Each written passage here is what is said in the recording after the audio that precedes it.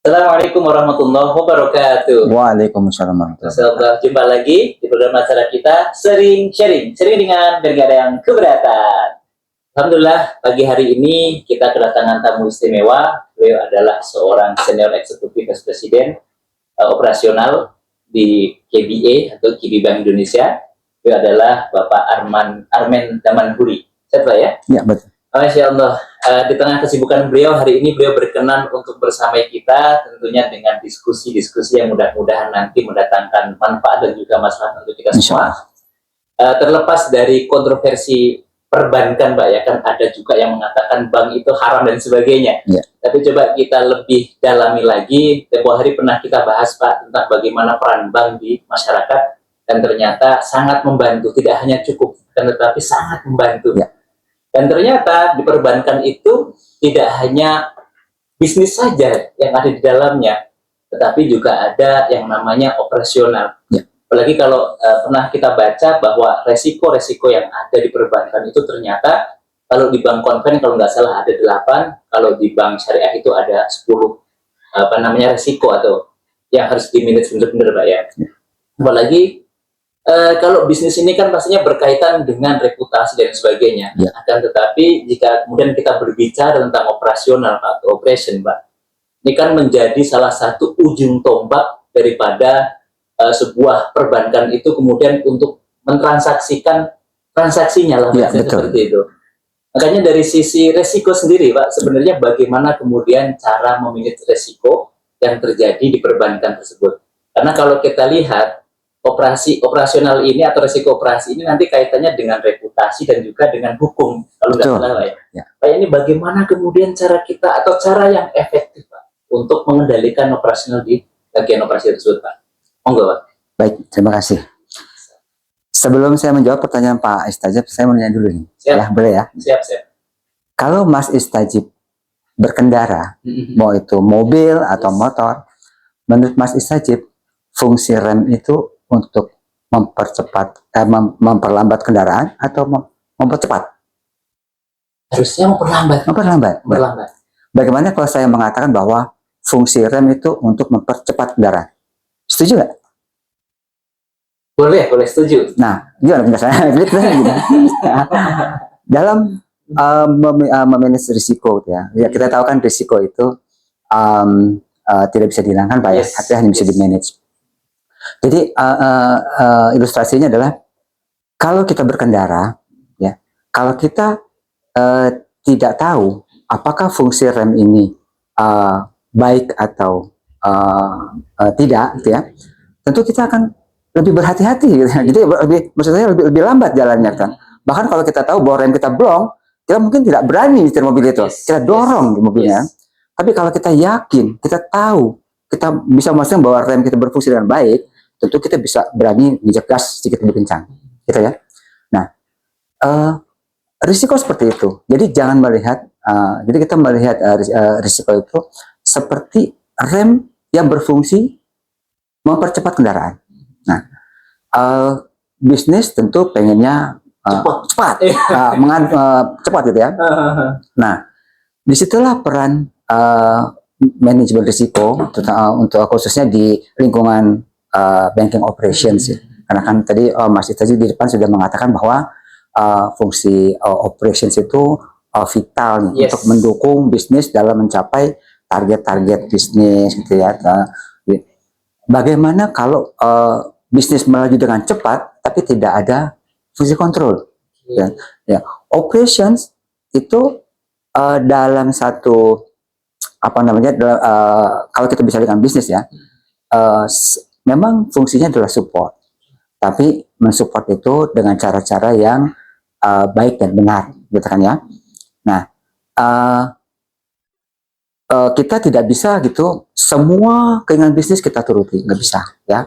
Jadi kita punya di perbankan itu industri yang highly regulated, gitu ya. Jadi terlalu banyak aturan-aturan dan kita harus follow. Gitu. Tentu kalau misalnya kita ibarat tadi kalau analogi jam berkendara, kalau misalnya sedang di jalur yang bebas hambatan, kosong, sepi, mungkin remnya bolehlah diangkat sedikit, gitu kan ya. Jadi kalau misalnya agak ramai atau jalan berliku, tentu remnya sedikit harus ditekan, gitu ya. Nah, begitupun kita menjalankan operasional bank, gitu ya. Kita harus pertama-tama, menurut saya nih, yang pertama-tama kita harus sama-sama sepakati adalah mindsetnya dulu yang dirubah. Ya. Kita harus punya mindset operations harus zero defect, gitu. Ibarat kayak pilot ini pesawat, kan nggak bisa dia 1000 kali terbang, bolehlah 1 kali jatuh, gitu kan? Ya betul. Operations juga harus begitu. Jadi jangan kita punya pikiran 1000 kali input transaksi boleh salah gitu. Karena apa? Satu kesalahan itu kita tidak bisa mengukur dampaknya, ya. Bisa kecil, bisa besar, kan? Nah, bahkan bisa mungkin bahkan berujung-ujung pidana, mungkin ya. Kan? Oke. Tentu pertama adalah kita menerapkan mitigasi risiko. Kan? Kita identifikasi dulu proses-proses untuk di dalam operations, kan? Kita mungkin mengenal itu yang namanya key risk indicator, ya. Jadi kita lihat proses flow seperti apa. Kita lihat dulu loophole, lubang-lubangnya gitu ya. Di titik mana sih yang kira-kira berpotensi risiko, ya. Nah, kalau kita udah tahu, kita harus cari cara untuk memitigasi. Yang terbaik mungkin kita melakukan proses otomasi dengan tentu otomasi yang sesuai dengan regulasi dan SOP. Gitu. Nah, kalau memang belum ada proses otomasi, disitulah dilakukan built-in control, gitu ya. Saya nyebutnya built-in control karena disitu nanti ada 3 step lah, kan. Ada layer pertama itu ya tentu tim operasi yang melakukan proses transaksinya sendiri. Ada di situ harus diatur dual custodian, gitu ya. Jadi nggak boleh satu orang bisa input sendiri, gitu kan ya. Jadi ada proses layering, gitu. Bahkan kita juga mesti mengatur segregation of duty. Kita juga atur matriks untuk otorisasinya, kan. Semakin besar transaksinya, semakin complicated, semakin high risk, ya tentu kita harus buat segregation of duty sedemikian rupa sehingga tidak ada nih orang yang punya privilege sebagai superpower untuk melakukan semua. Gitu. Jadi ada proses dual control, pemisahan fungsi dan lain-lain. Nah, lapis kedua ya tentu post transaction ya. Jadi post processing kita juga melakukan fungsi kontrol gitu seperti ya rekonsiliasi, proofing, nah mungkin Mas Edi juga paham lah ya. Dan yang ketiga ya independent control gitu ya. Jadi mungkin ada pihak di luar operasional yang melakukan fungsi pengawasan. Nah, sini ada tim operations risk, ada tim auditor. Nah, kita mengharapkan ya setiap insan yang bekerja di operations itu punya pemahaman yang baik untuk produk-produk atau proses-proses yang dilakukan. Ya, jadi dia harus mengerti, gitu kan, mengerti produknya, mengerti prosesnya, mengerti risiko yang terjadi kalau terjadi kesalahan. Ya. Sehingga masing-masing orang itu punya risk awareness yang tinggi, gitu. Nah, kembali yang namanya manusia ya, tentu ada faktor kelalaian itu pasti ada, gitu kan. Itu yang harus benar-benar dimitigasi. Ya. Tadi Mas itu tanya, kalau misalnya terjadi, ya tentu di depan kita udah jaga ini yang namanya dengan mitigasi risiko, gitu kan.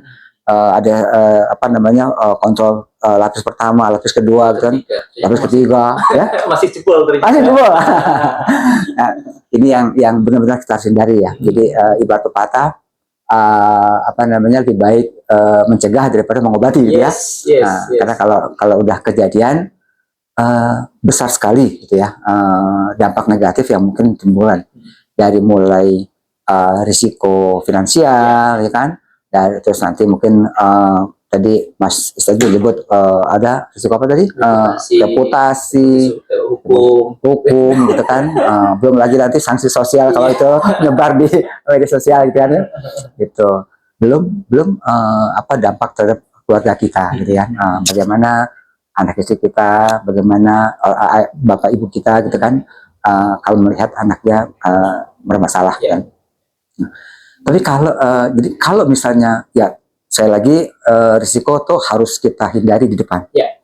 Tapi kalau terjadi miss, gitu kan, tentu ada proses recovery, gitu kan. Ya, recovery itu macam-macam, gitu kan.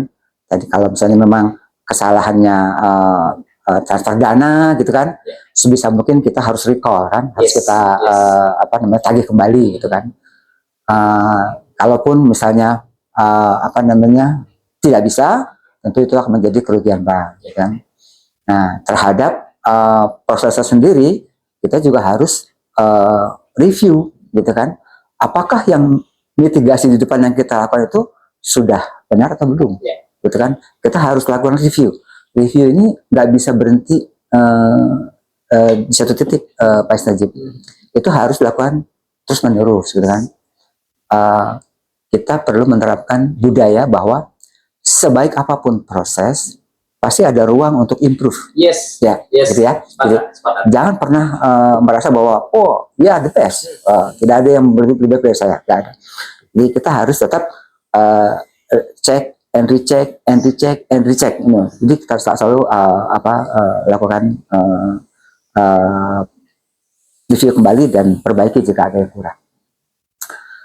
Ya tentu selain apa namanya, recovery finansial, kita juga ya melihat juga si teman kita yang melaksanakan, gitu ya. Ya ada tahap-tahap mungkin ya diatur juga oleh bank, ada proses pembinaan, gitu kan. Ada proses reward and punishment, gitu kan. Itu berlaku umum, gitu kan. Jadi tentu itu akan diterapkan, gitu kan. Jadi kalau memang stafnya itu memang sebetulnya dia baik, gitu kan. So mungkin sedikit apa namanya lengah, gitu ya. Nah, pembinaan dari bank dengan pelatihan yang tepat mungkin akan membuat orang itu menjadi lebih baik, gitu kan. Tapi kalau misalnya memang apa namanya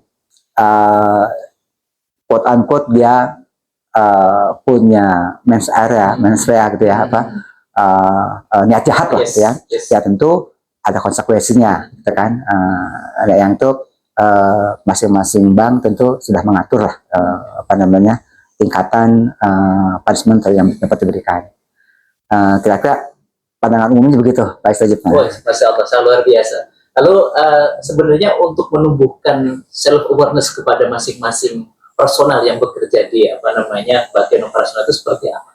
Mungkin selain pelatihan dan sebagainya, ini kan harus mengingatkan kepada mereka bahwa ya apakah kemudian bisa kita kaitkan dengan keagamaan ataupun sisi lain yang bisa spiritual lah bahasanya, untuk menumbuhkan kesadaran bahwa bekerja itu adalah ibadah, mencari nafkah itu adalah amanah. Ini apakah kemudian diperlukan atau seperti apa? Monggo, Pak. Ya. Gini, saya pernah dapat video. Ini apa namanya? Waktu itu videonya itu gambarnya sih karikatur ya, cuman suara-suaranya sih saya seperti Ustadz, saya lupa namanya. Jadi, ada Ustadz yang apa namanya, kalau suara itu saya kenal. Waktu itu saya nggak apa namanya, tidak memfokuskan pada siapa yang bicara, tapi saya ngelihat message yang ditampilkan. Nah, videonya itu begini, dia bilang, oh ini dalam rangka waktu itu Ramadan, kan? Dia bilang, saya bawa jamaah umroh, bilang, wah, hari pertama datang ke Masjidil Haram, gitu kan, Masya Allah, itu pengikutnya itu si apa namanya jamaahnya itu wah menangis, gitu kan. Dia sangat terharu melihat eh, apa namanya Ka'bah gitu kan. Ka'bah dia sangat terharu, dia apa sampai dia dipeluk-peluk gitu Ka'bah gitu kan. Sampai menangis gitu. Dari subuh, zuhur, asar, isya, bahkan dia itikaf di situ kan. Pokoknya semua ibadah dilakukan di situ. Hari kedua dia melakukan sama, tapi mungkin udah agak ini nih, waktunya udah agak mundur. Jadi datang mungkin pas azan gitu, dia nggak datang sebelum waktu azan. Kan? Nah, hari ketiga dia udah sebagian sholatnya udah lakukan di hotel, gitu kan? Hanya mungkin yang subuh yang nggak terlalu panas dia di Masjidil Haram, sementara zuhur asar ya dia di hotel aja lah, gitu kan? Gitu. Hari keempat, hari kelima gitu, dia udah agak kelak lagi sholatnya. Kenapa? Karena dia keliling cari oleh-oleh. Dia cari oleh-oleh sekitar hotel, jadi begitu beda. Apa yang membuat seperti itu? Jadi rutinitas gitu. Jadi kalau misalnya dia konsentrasi secara rutin, gitu ya, itu membuat sensitivitas itu berkurang. Gitu. Jadi begitupun di operations gitu ya. Kalau misalnya kita melakukan hal yang sama berulang-ulang, sensitivitas kita mungkin akan turun. Ya, pasti kalau ngeliat pagi tiap pagi ngeliatnya itu lagi gitu kan. Yang dilakukan sama dari kemarin, minggu lalu, bulan lalu sama gitu. Lama-lama sensitivitasnya berkurang. Risk awareness-nya berkurang. Gitu kan. Nah, walaupun tadi ada tools gitu ya, ada alat-alat yang membantu untuk mencegah risiko gitu ya. Ya tadi ada checklist, ada deklarasi harian, ada macam-macam lah. Mungkin ada announcement gitu ya dari manajemen untuk mengingatkan gitu ya. Tapi yang namanya rutinitas itu tentu akan berdampak secara psikologis, dia risk awareness itu berkurang. Jadi yang perlu faktor keagamaan, masukan secara mungkin dengan agama Islam gitu ya, faktor apa istilahnya ya, dosa, faktor itu perlu juga diingatkan gitu kan. Nah, selain keagamaan, mungkin juga faktor keluarga gitu ya. Jadi kita ingatkan bahwa kita datang ke kantor itu pertama adalah ibadah, gitu kan? Ibadah. Kenapa? Kita mencari nafkah untuk keluarga kita, gitu kan? Apa yang kita lakukan dengan cara yang baik itu insya Allah menjadi berkah buat keluarga kita, buat anak-anak kita nantinya. Nah, kalau kita datang dengan niat tidak baik, gitu kan? Bisa jadi ya mungkin misalnya ya ada niat-niat jahat gitu kan, mungkin dapat uangnya gitu ya, tapi kan tidak berkah, gitu kan. Bisa jadi nanti timbul masalah. Ya uangnya kalaupun belum tidak sekarang, bisa nanti masalahnya gitu kan. Kalaupun dalam jangka waktu lama tidak nggak ketahuan kasarnya gitu kan, nanti bisa aja ada kejadian uangnya hilanglah, kecurian atau apapun kan. Ya Allah Maha tahu dan Allah bisa bisa memberikan hukuman. Atau kalau misalnya Allah berkehendak, bisa jadi kita kena istidraj gitu ya. Bisa semakin jauh dari Allah dan semakin besar risiko nanti pas kita menghadap ke ilahi. Jadi intinya operations bank mungkin akan deal with rutinitas gitu ya. Nah, jangan lihat rutinitasnya gitu kan ya. Tanamkan dalam hati bahwa apa yang kita lakukan itu adalah ibadah untuk keluarga kita, gitu kan ya, yang nanti juga akan kita bawa sehingga ya nanti ke yaumil hisab nanti, gitu kan, bahwa kita melakukan semua dengan benar, gitu kan ya. Kalau kita punya spirit keagamaan, kecintaan kepada keluarga, insya Allah risk awareness itu akan terjaga gitu. Begitu kita mau tekan tombol enter, kita ingat, wah ini Jadi apa entar. ibadah, Nggak jadi jadi jadi- entar, gitu. Jadi sekali lagi risk-awareness itu harus dipertahankan sih Pak. Jadi rutinitas tidak harus membuat kita lengah, tapi kita harus menjaga hati, menjaga pikiran yang baik, sehingga risk-awareness tetap harus dijaga. Oh, lalu ini Pak, yang sering kita dengar itu adalah di operation ini kan sangat erat kaitannya dengan password-password, Pak. Ya. Bahkan user kan masing-masing kita kalau nggak salah kan dibekali atau diberikan user yang harusnya setiap kita itu kan nggak boleh tahu satu sama yang lainnya. Nah, ini seperti apa kemudian cara yang terbaik dan cara yang paling efektif Pak untuk kemudian apa namanya kalau bahasanya apa ya? No sharing password gini Ya. Ini seperti apa kemudian untuk menggelorakan kepada mereka bahwa sebenarnya sharing password ini adalah hal yang paling haram dilakukan dalam perbankan. Nah, ini seperti apa, Pak? Ya. Langkah yang paling jitu. Monggo, Pak. Sharing password, ya apa istilahnya haram tadi.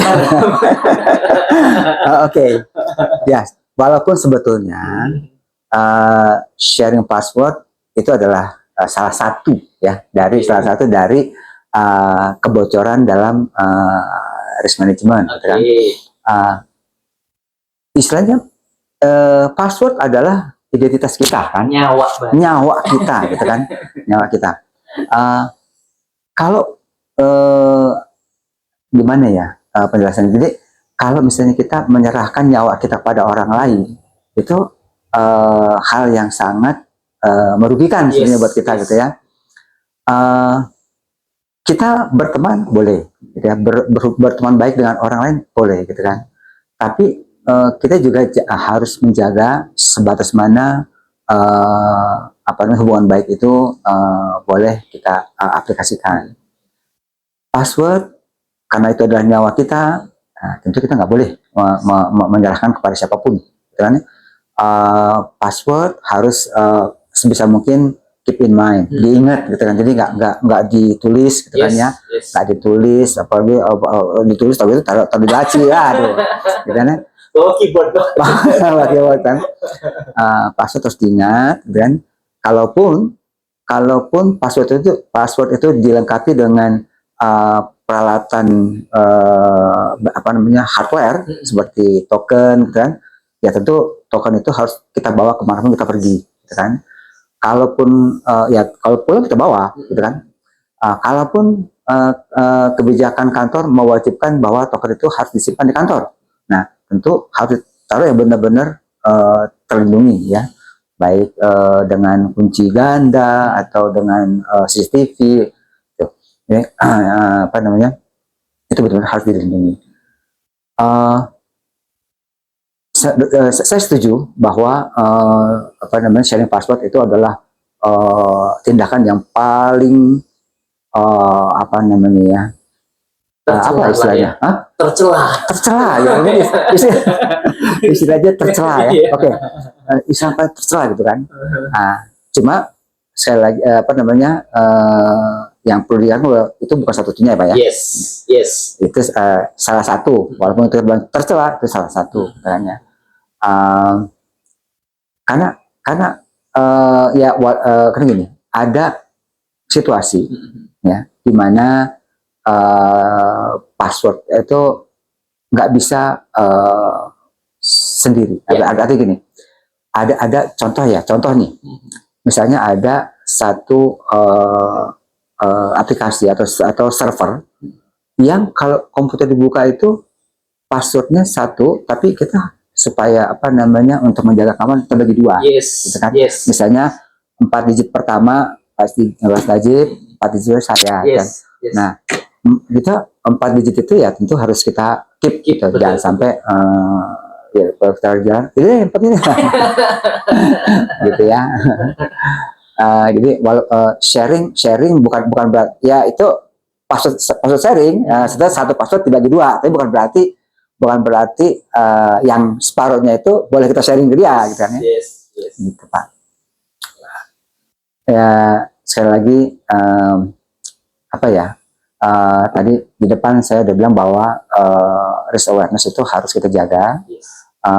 Kita tahu sharing password itu sesuatu tindakan yang sangat tercela, dan kalau terjadi ya kadang itu nggak fair buat kita, buat yang melakukan, gitu kan, nggak fair. Kenapa?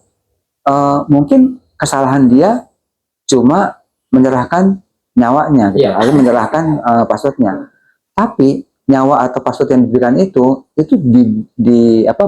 dibuat oleh orang lain untuk menghasilkan keuntungan. Efeknya luar biasa. Betul, keuntungannya mungkin diambil sama orang yang melakukan.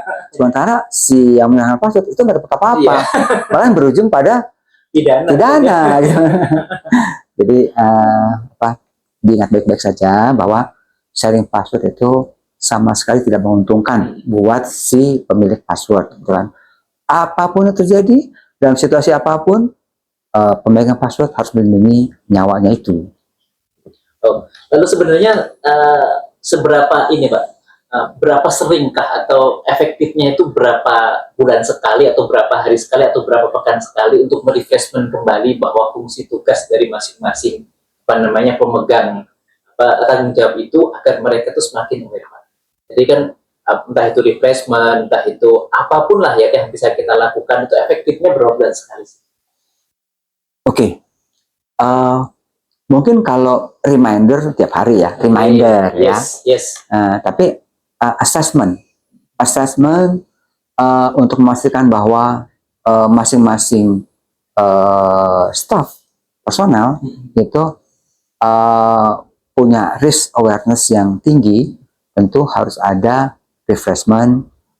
Menurut saya sih 3 bulan sekali lah, gitu kan. Karena kalau terlalu sering juga nanti ujung-ujungnya kayak apa tadi, kayak yang sholat di itu ya, pas umroh gitu. Jadi karena terlalu sering dia makin udahlah, gitu kan ya.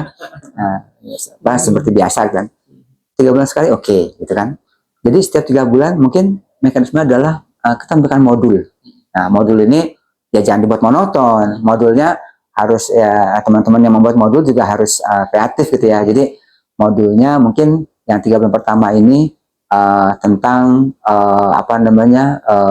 operations risk, gitu kan, spesifik tentang password, gitu kan. Mungkin 3 bulan berikutnya IT, terkait dengan IT, gitu kan. Misalnya bagaimana menjaga keamanan data, gitu kan. Karena nggak cuma password, tapi data juga perlu diamankan. Jangan sampai data nasabah digeletakin, gitu kan. Alamat nasabah tergeletak, nomor handphone nasabah tergeletak, gitu kan. Informasinya nanti karena bisa disalahgunakan, gitu kan. Yang ujung-ujungnya nanti kalau customer bisa komplain, itu kita bisa reputasi, itu risiko reputasi, kan. Jadi nanti mungkin berikutnya risiko kredit ya. Kredit itu bukan berarti bukan sebatas pada pembelian pinjaman, bukan ya, tapi risiko kredit secara umum, gitu kan.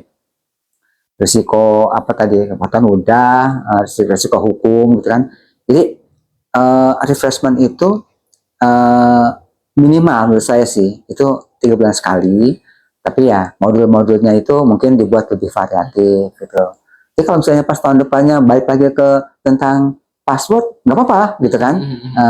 Tapi mungkin medianya dibuat lebih berbeda, gitu kan. Jadi terus mungkin beri juga quiz-quiz, bikin quiz pertanyaan untuk memastikan bahwa si yang di-assess itu, si orang yang di-assess tidak hanya sebatas membaca aturan, tapi memahami dan menyetujui konsep-konsep yang ada di dalamnya.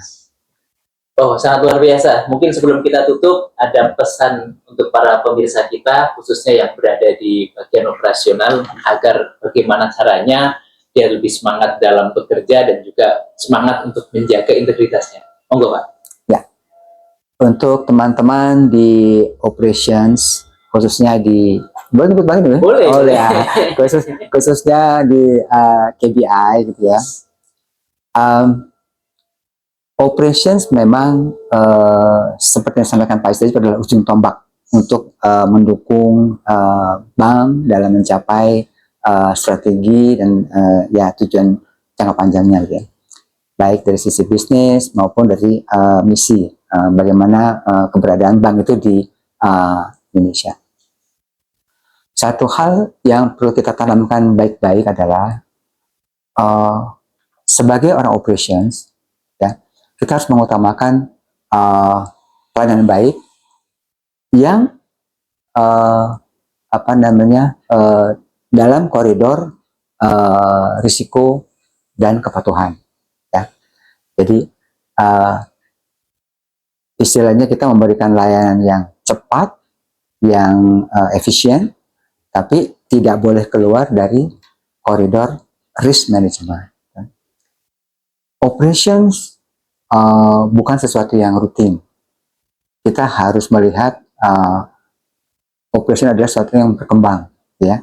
Jadi hal yang perlu kita ingat baik-baik bahwa sebaik apapun prosesnya, ya, itu pasti ada ruang untuk improvement. Gitu. Kita harus perbaiki lagi semua hal yang kita lakukan untuk membuat operations itu ujung tombaknya dapat diandalkan, yang bisa memberikan pelayanan terbaik dan risk free. Oh, sangat luar biasa. Mungkin kalau boleh kita tambahkan bahwa sebenarnya kita ini di operation itu boleh sharing apa saja asal jangan password Anda. Dan kemudian yang kedua, ya kita harus menyadari bahwa bekerja itu adalah ibadah, kemudian rezeki itu adalah jatah, dan kita mencari nafkah itu adalah amanah. Dan satu hal yang perlu selalu kita ingat bahwa yang halal itu pasti tidak akan pernah meninggalkan sesal, ya. Dan meninggalkan yang haram itu akan membuat hidup kita tentram. Ini satu hal yang perlu harus kita terus tanamkan dalam diri kita. Mudah-mudahan apa yang kita sampaikan hari ini mendatangkan manfaat untuk kita semua. Dan tetap pantengin terus program acara kita, sharing dengan yang keberatan. Assalamualaikum warahmatullahi wabarakatuh. Waalaikumsalam warahmatullahi wabarakatuh. Masya Allah. Terima kasih.